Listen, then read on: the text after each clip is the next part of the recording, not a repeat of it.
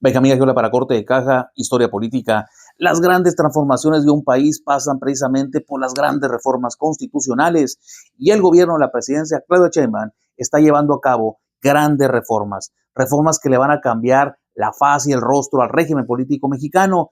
En este capítulo vamos a platicar de esas grandes reformas que han estremecido el sistema político mexicano y cómo no recordar a las leyes de reforma que vienen, decimos, a trepidar lo que era el país colonial, el país feudal, el país embrionario que no atinaba a desarrollarse y que se era convertido en presa de ambiciones territoriales. Bueno, la ley de reforma vienen a sacudir la modorra política mexicana y vienen a devastar al actor central que había comprimido la vida política en México, que era la iglesia y el ejército. No obstante tener sus virtudes institucionales cada uno de estos, viene a ser la ley Juárez de 1855, la primera de las llamadas leyes de reforma, aún en el movimiento de la Revolución de Ayutla, que viene a impactar uno de los llamados grandes elementos que distinguían al viejo régimen, los privilegios, que hemos traducido como los fueros decimonónicos. El concepto de fuero de ese entonces se entiende diferente al concepto de fuero del siglo XX-XXI.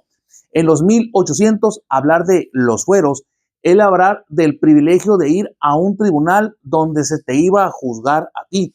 Y es que clérigos y milicia iban a tribunales eclesiásticos y castrenses. Por eso, los civiles en un conflicto con miembros de la iglesia y miembros del ejército no podían ir a tribunales y jueces civiles. Tenían que acogerse a la jurisdicción de los tribunales eclesiásticos y del ejército. Estos fueros permitían el privilegio de tribunales exclusivos.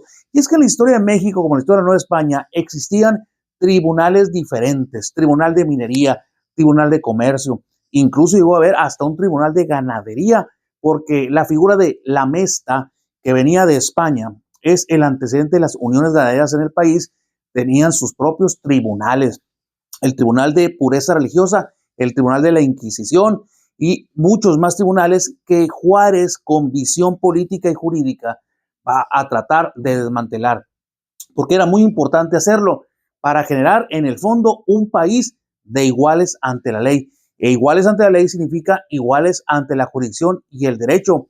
Por eso la ley Juárez impacta los privilegios jurídicos y los privilegios de tribunales de esos miembros de la iglesia y el ejército y va a generar la reacción de estos. No se puede comparar sin duda en sus alcances la ley Juárez con la ley Lerdo y otras más, pero la ley Juárez tiene una gran virtud. Es la primera de las leyes que viene, como decimos, a estremecer lo que después va a ser la construcción del México liberal, que se va a consagrar en Veracruz cuando Juárez está peleando la guerra de reforma y que se va a constitucionalizar y se va a hacer el rostro liberal del país.